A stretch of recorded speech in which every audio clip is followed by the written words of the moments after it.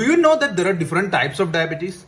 Let me explain to you in the simplest way possible using an analogy. And before that, you should know that all types of diabetes essentially comes from a failed interaction or a lack of proper interaction between insulin and your body, or rather your cells. When insulin doesn't do its job, that's when you get diabetes. Okay, so the first type of diabetes I'm going to discuss is type 1 diabetic.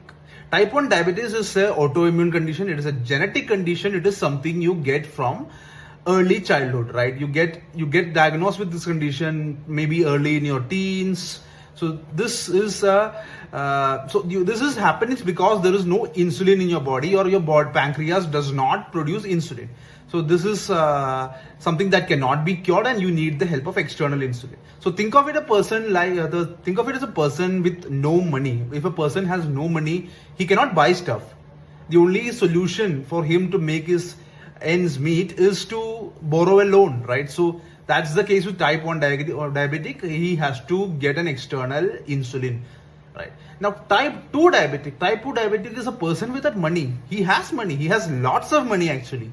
He has lots more money than any other type of diabetic. But his money does not have the same value.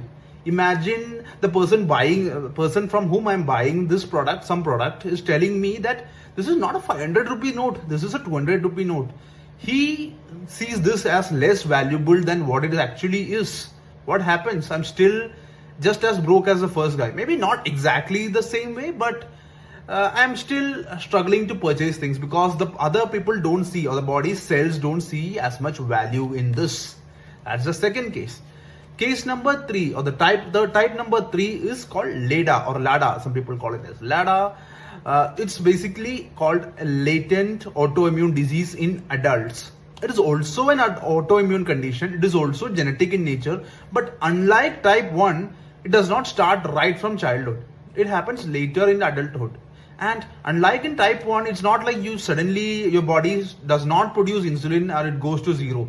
You have insulin, but eventually its producing capacity goes down and down until the point it gets to zero. So even initially you might not require external insulin. You might just need normal meds, but later down the line you might need external insulin. So again, this is not a curable condition, but definitely you can control it with the right kind of diet. So in our analogy terms, this would be like the value of this, or I am the person who does not know how to handle money, and I'm losing this money, and I keep losing and eventually it turns zero. Bad situation still. So the last type of diabetes I want to discuss is called MODY or MODY. It's not that one. So this one is a maturity onset diabetes in youth.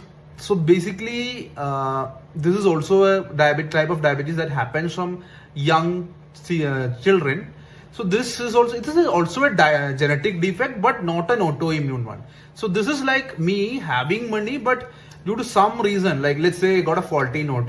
All the notes I have is faulty because of a genetic condition, because of a hereditary condition. I'm given a bad set of notes, like which I have a limited use for, or like I can only spend this much. I'm stuck in an inheritance issue. I have some family stuff going on. I can only use X amount of money, and that is my limitation.